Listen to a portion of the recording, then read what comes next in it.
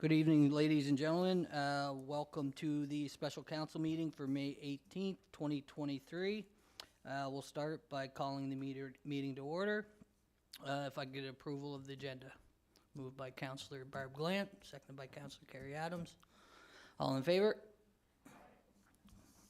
As in every meeting, we start with the land acknowledgement. We acknowledge that the land upon which we gather is the unceded Mi'kmaq territory.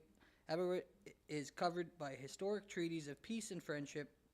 We pay our respects to the Indigenous Mi'kmaq people who have occupied this land for over 12,000 years, past, present, and future. Land acknowledgement is a small but meaningful way of showing respect and honoring the Indigenous people of the land where we live. It is also a way of resisting the erasure of Indigenous histories and the important step on a pathway towards reconciliation. Next would be a call for any conflicts of interest. Not seeing any. Next we'll move into number 5, which is 433, 437, and 447 Water Street restricted use. Councillor Justin Doiron. Oh, on that note, we also do have an amendment to the agenda. I almost missed that, Brian. Under resolution, add item D, resolution COS 23-076, appointment of the Board of Directors of the Summerside Sustainable Tourism Inc. And Councillor Morrison will read that at that point. So over to you, Councillor Doiron. Thank you, Your Deputy Worship, I guess. Okay, so application for restricted use. An application was received from 102913 PEI Inc., Tyler MacDonald for PID number 301234 and PID number 301259. The lot has been consolidated and the new lot is now 22-1. This application requires council approval to allow a medical office and retail space as a restricted use in the high-density R4 zone. The applicant is constructing a 3-story building with a proposed restricted use on the first floor and residential housing on the remaining floors. The application was advertised in the May 4th edition of The Guardian, and letters were mailed to property owners within 60 meters or 200 feet of the subject properties. And attached there is the developer's concept plan, site plan, and the elevation. At this time, we will move into comments and questions, and I will first invite, if he would like to make any comments or describe anything with this application, we'll invite Tyler MacDonald to step to the mic. And if you would not mind, if you could please state your name. I know I just did, but if you could state your name and address just for the minutes, that would be great. And yeah, so my name is Tyler MacDonald. I reside in 7 Sunset Crescent, Kensington. And we're here tonight to present this development here in the West End. It's a three-floor building. So that's 5,000 square feet of commercial on the bottom floor, 2 barrier-free units, and then the rest is residential, the other 2 floors. fantastic. So I know we were kind of speaking earlier about, we remember last time they were here, and that was just to, I think, to consolidate the lots, or we looked at we had it zoned to R4. Yes, right. And then obviously rezoning. market conditions, things change, as we all know, interest rates. So we had to look at a different path on this project, and we've had some tenants come forward as well. So this is what we felt was the best path forward here on this project here. Okay. And just kind of noticing the drive-through. That's like a pharmacy type? Yeah, so we do, or will be. Now their hours of operation are Monday to Friday to, I can double check this, but I believe it's till 5:30, and then on Saturdays they close at, I think it's 3:30, I'd have to check with the tenant, but yeah, so it's not like a Tim Hortons drive-through or anything like that, it's just simply so older folks can, don't have to go into the building, they can just pull up and grab their prescriptions. Yeah. Okay. If there's anyone here that has any questions or comments that they'd like to make, we'll certainly allow that as well. By all means, step up to the microphone if you don't mind, and so they can hear it on YouTube. And if you would please, again, just state your name and address. And I'm Nancy Ullahan. I live at 438 North Market Street. I'm just wondering what the real need is for more retail space since we have so many on the main street empty and all over town. Why would we need more retail space there? That would be a question certainly best suited to the applicant, as we're just here to, approve or. And we did have a drugstore down there and it moved. So now we're gonna put another one in down there to move. I just don't understand the vacancy rate, that's all. Thank you. Sorry. And I should also add, since this is the first sort of step in the three-stage process, any information that we're not able to answer directly tonight, staff and we're all gathering information, and at the planning board meeting, any answers that we don't have, we're gonna get answered for sure, so. So the issue that we're running into with downtown and these other spaces, they're old, they're run down, and one of our vendors has been looking for, over a year and a half. And a lot of these spaces are not suitable for these businesses anymore. I'll just be blunt. And we have a list of vendors looking for new commercial space. And there is definitely a big need downtown, and there's also a need throughout the city in order to fill that. I mean, some of these older buildings downtown, they're just too old, they're not suitable. If I've been through a lot of these buildings, trying to redevelop them. So I understand your question, concern. It's just that, at this time, like types of businesses, either the spaces are too small or they got nowhere to grow. And certainly with downtown, there's definitely some work that needs to be done on the commercial And aspect. where yeah. would, pardon me, Yeah. am I allowed another question? Absolutely, yeah, yes, yeah. What about the parking? Like, Yeah. what are you gonna do for So parking? the parking, as you can see, it goes all the way around the perimeter of the property. And then we've also, we've spoken to the city, we've got some designated spaces on the front there as well. And What then about also what's across at the the street. back? What's going around at the back there? That's, The back of the, yeah, that's parking there as well. oh, it's gonna be parking. Yeah, so that's all parking, so basically all around the building is parking. Parking. Yeah, all the way around, yeah. So that's for tenants and, commercial. And what kind of apartments would they be low rental, medium rental, So those are, owning, condos? So, no, they're not condos, so we're gonna hold this building. There's 2 barrier-free on the bottom, What's that mean? so that'll be wheelchair accessible. Oh, okay. Yeah, so okay. 2 barrier-free on the bottom, and then the rest, I would say probably come in around the medium, somewhere around there. Oh, right, Yeah, okay. yeah, yes. Thank you. Yeah, sure. If I-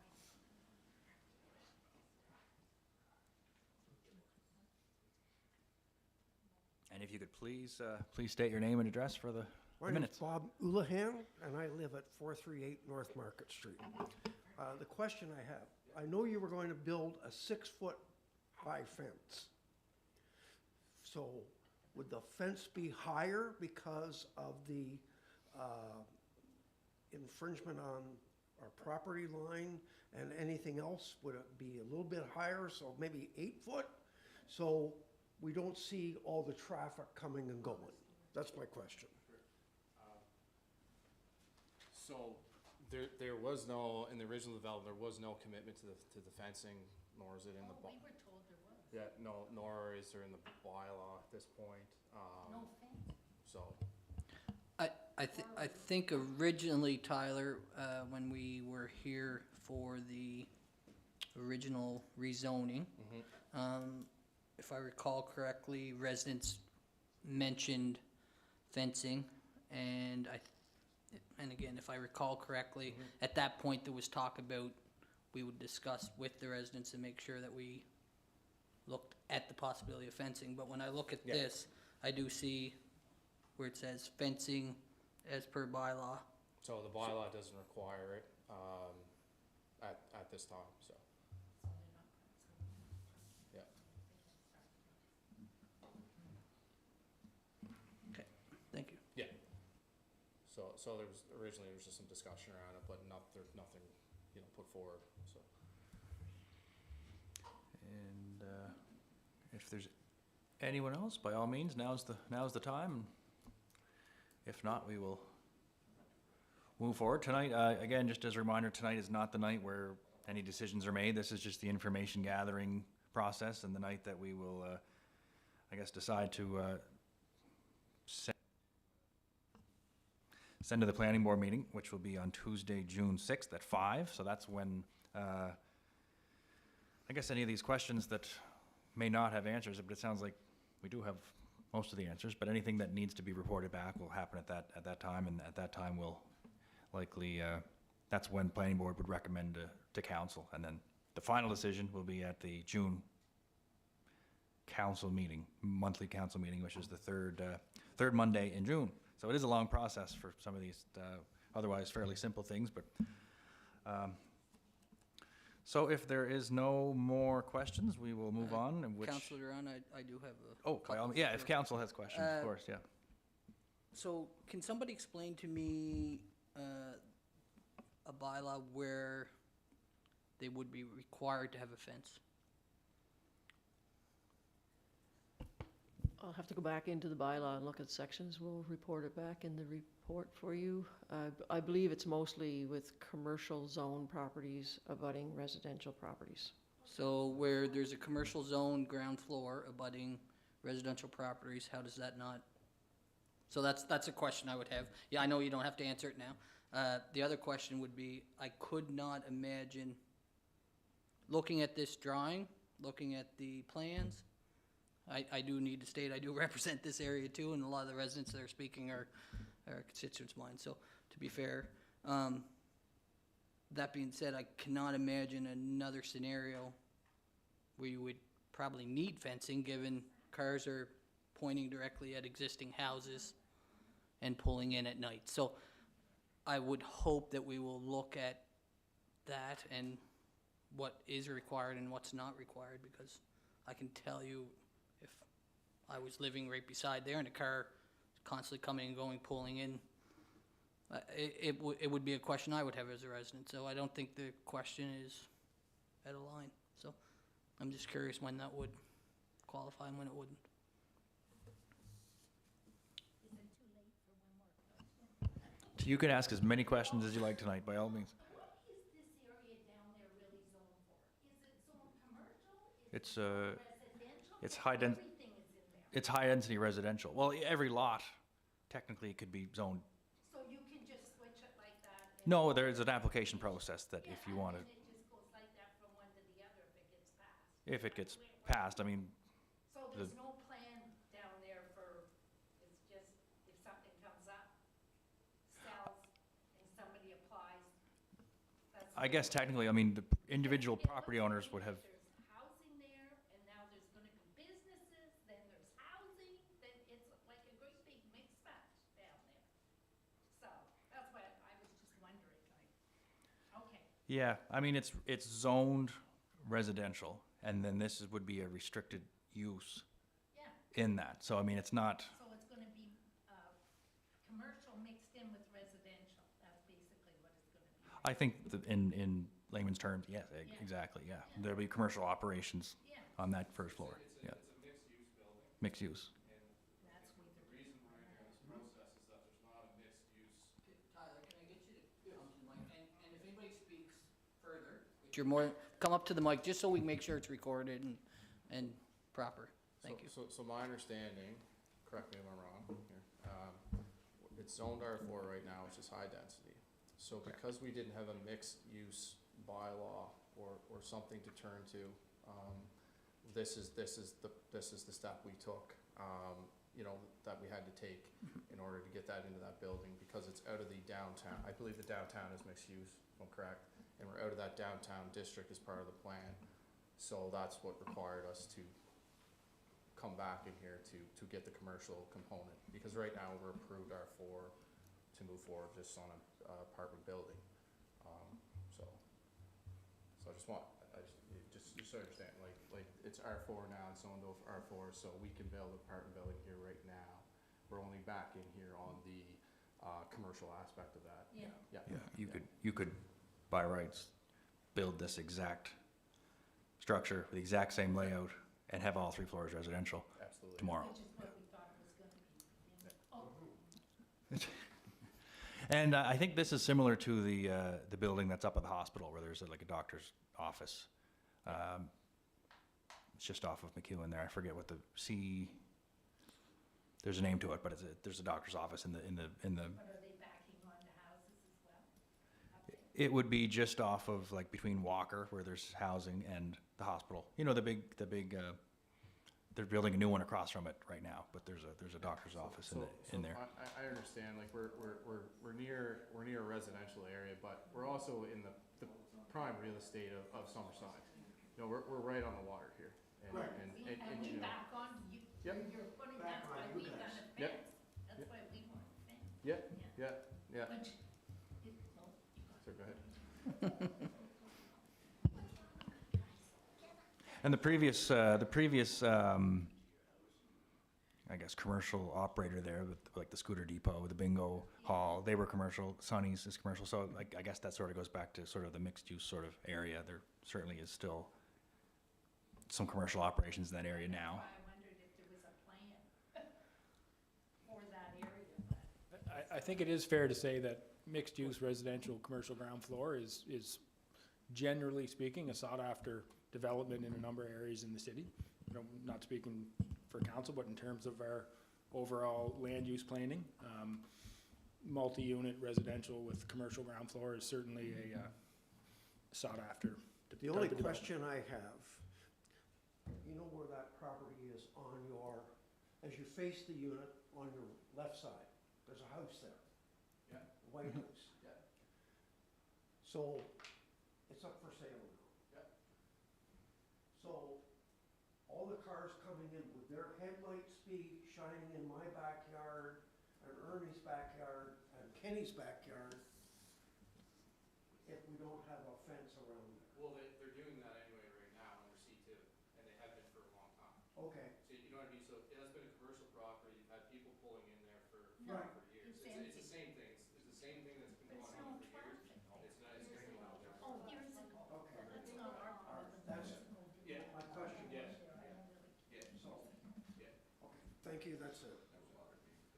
So really, Sorry, go ahead. you know, used to be a bingo hall.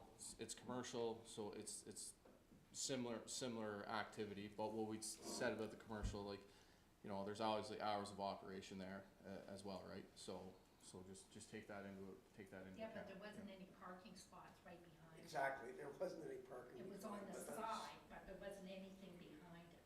Mhm. That's the issue.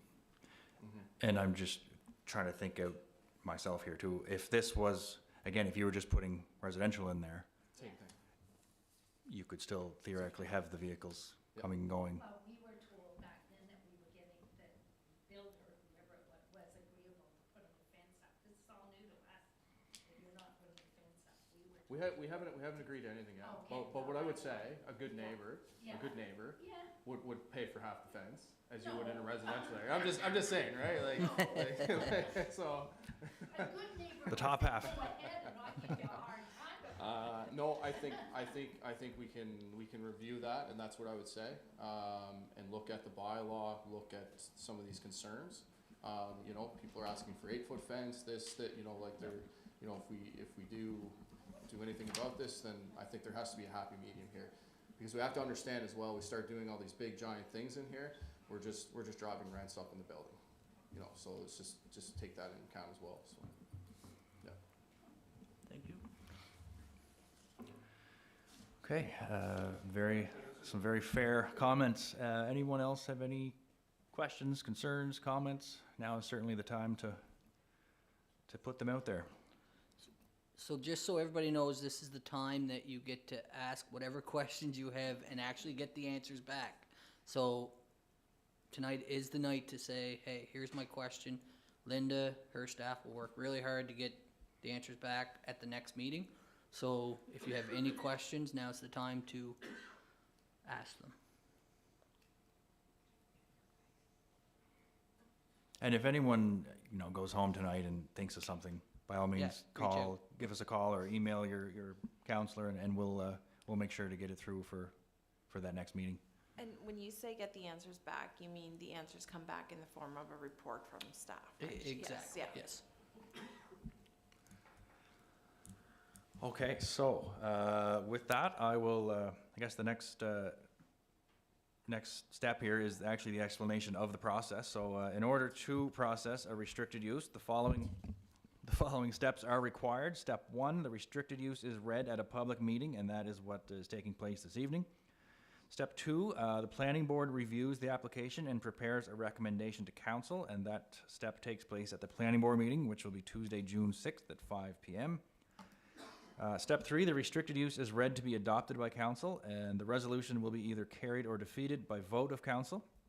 And that step 3 takes place at council's second meeting, which is the third Monday in June at 6:30.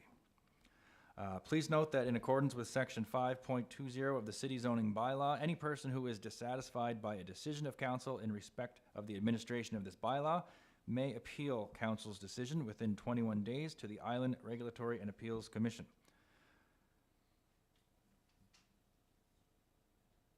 I guess that's it for that. It just kind of, the agenda just kind of goes into the next item, but, so, that is what we will move into, I guess, which is 109 Patrick Drive, official plan and zoning amendments. You're welcome to stay for the whole meeting if you like. Won't be long tonight. An application was received from PEI Housing Corporation for a portion of PID number 642900. The purpose of the amendments is to allow single-family, semi-detached, or duplex housing in the proposed R2 zone. The proposed official plan amendment is to change the land use from institutional to residential land use. The proposed zoning bylaw amendment is to change the zoning from institutional I zone to low-density mixed residential R2 zone. The application was advertised in the May 4th, 2023 edition of The Guardian, and letters were mailed to property owners within 60 meters or 200 feet of the subject properties. The current zone, which is institutional I, the purpose of this zone is to accommodate institutional buildings for education, health, government, public safety, recreation, culture, and religion. The permitted uses in the institutional zone subject to bylaw requirements. Cemetery, government office, college, university, school premises, place of worship, hospital, cultural or interpretive center, child care facility, small, medium, and large, public library, museum, and gallery, or accessory building. Residential permitted uses in the institutional zone would be nursing care facility, nursing care facility, community care and nursing home, or social services agencies. So all of those types of uses are currently permitted in the current institutional zone. Discretionary uses subject to council approval in the institutional zone would be jail or correctional center, emergency services facility, utility facility, solar energy collector system, or a research/laboratory facility. The proposed zone, low-density mixed residential R2, the purpose of this zone is to provide for low-density housing in the form of single-family, semi-detached, and duplex dwellings and other compatible uses. And those subject to bylaw requirements in the R2 zone would be single-family dwellings, semi-detached dwellings, duplex dwellings, accessory buildings, and assisted living. Discretionary uses subject to council approval. In the R2 zone, child care facility medium, social services agency, boarding house, tourism establishment B&B, and that one also requires conditional use approval. Conditional uses subject to a development officer approval, home-based business, secondary suite, or tourism establishment vacation rental property.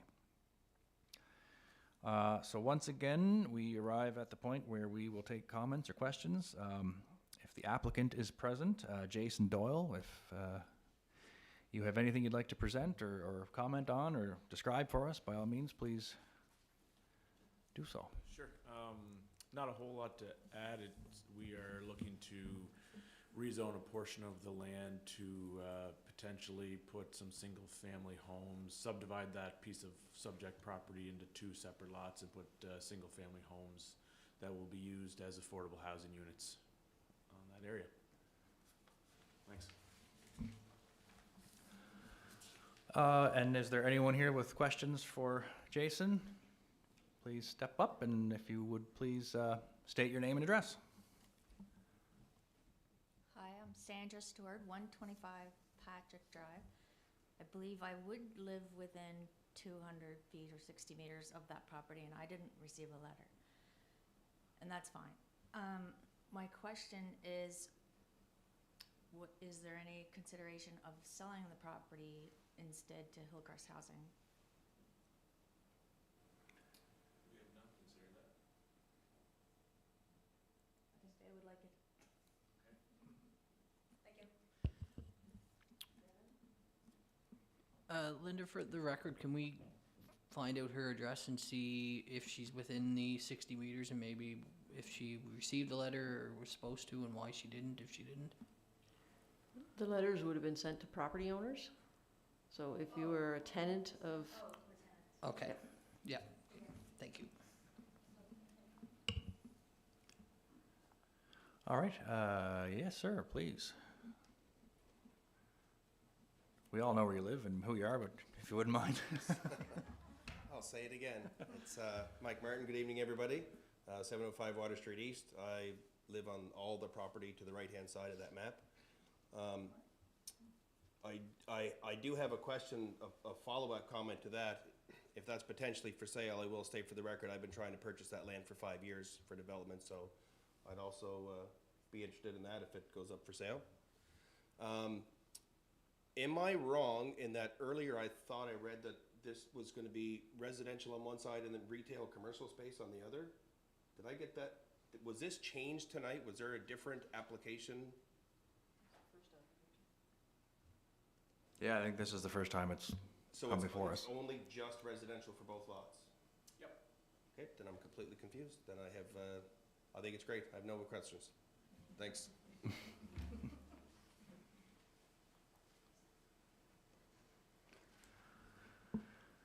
All right, anyone else?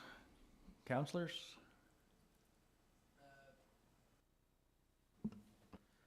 So the province owns the whole section and you're cutting out a piece of it to subdivide in for housing? Correct, yeah. Okay. So just so everyone knows, where currently is the seniors housing at, Linda? It's in that little one, okay. Perfect. I know, just with that, I do have another question. So, by subdividing the property, developing the front, I mean, you can always access it off Water Street East, but does that make that front property an issue for future development, or would it make more sense if you're trying to get affordable housing in Summerside, which we badly need? You could probably get 6 lots out of there as opposed to 2. That was something we thought about. The reason. Sorry, could, I kind of keep forgetting if you just wouldn't mind stepping up the mic just for, it is on YouTube and I'm sure there's many people that are struggling to hear. Yeah, so there is certainly the possibility of doing that in the future. We do have some units that are available that we are planning to put on these 2 PIDs right now that we would subdivide or potentially put those 2 properties on that. So that was the plan right now. In the future, we potentially could look at another project for a multi-unit, maybe another 6-plex or something that's currently, because the one on the property that we currently own is a 6-unit building, so something similar to that could be on that other piece as well. We're gonna keep that as zone institutional for the time being. So as you proceed to design layout of the 2 lots, hopefully that's kept in mind, because if you set them up the wrong way, then the future development of that lot on a corner, it just makes probably some other issues that we'd be looking at down the road where it would make sense to me when I'm looking at it to access off Patrick Drive as opposed to Water Street East. Sure, yeah, understood.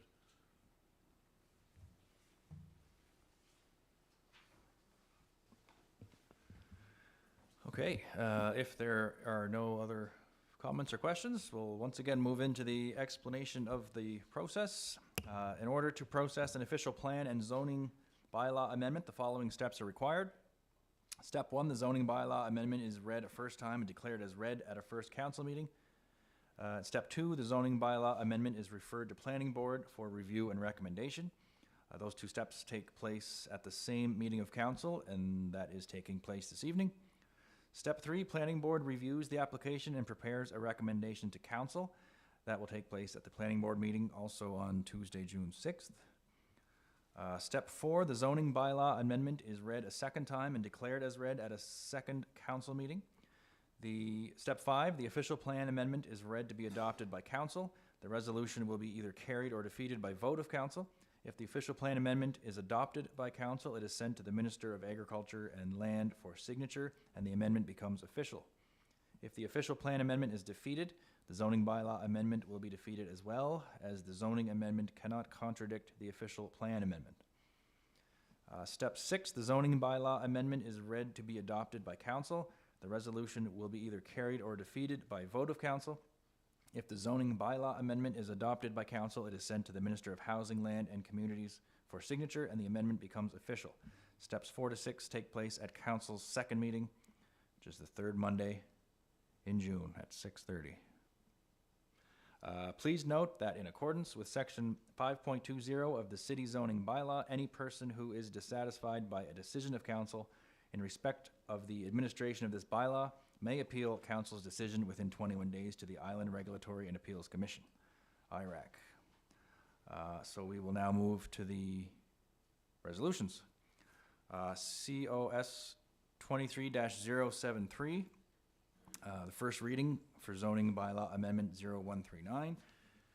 Whereas an application was received from PEI Housing Corporation for a zoning amendment for a portion of PID number 642900 from institutional I zone to low density mixed residential R2 zone under the City of Summerside zoning bylaw. Be it resolved that zoning amendment 0139 be hereby declared as read a first time. Resolution was moved by myself and seconded by Councillor Rick Morrison. Are there any questions? If not, all in favor say aye. Aye. Opposed? Motion carried. Resolution COS 23-074 to refer the zoning amendment 0139 to the planning board for review and recommendation. It was moved by myself and seconded by Councillor Rick Morrison, whereas an application was received from PEI Housing Corporation for a zoning amendment for a portion of PID number 642900 from institutional I zone to low density mixed residential R2 zone under the City of Summerside zoning bylaw. And whereas zoning bylaw amendment 0139, a bylaw to amend the City of Summerside zoning bylaw, was read and declared as read a first time at this council meeting. Be it resolved that zoning bylaw amendment 0139, a bylaw to amend the City of Summerside zoning bylaw, be hereby referred to the planning board for review and recommendation. Are there any questions? Hearing none, all in favor say aye. Aye. Opposed? Carried. Final resolution for me, I guess. COS 23-075, discretionary use for 381 Notre Dame Street, moved by myself and seconded by Councillor Barb Gallant. Whereas an application was received from Boys and Girls Club of Summerside for a discretionary use for PID number 304691 to allow a child care facility medium at 381 Notre Dame Street in the medium density residential R3 zone under the City of Summerside zoning bylaw. Be it resolved that the council approve a discretionary use for a child care facility medium at 381 Notre Dame Street, PID number 304691 in the medium density residential R3 zone under the City of Summerside zoning bylaw. This bears the recommendation of the planning board meeting of May 15th, 2023. Are there any questions? Hearing none, all in favor say aye. Aye. Opposed? And that is carried. And I will pass things back over to Deputy Mayor Snow. Thank you, Councillor Doiron, and we'll just move it over to Councillor Rick Morrison with COS 23-076. Resolution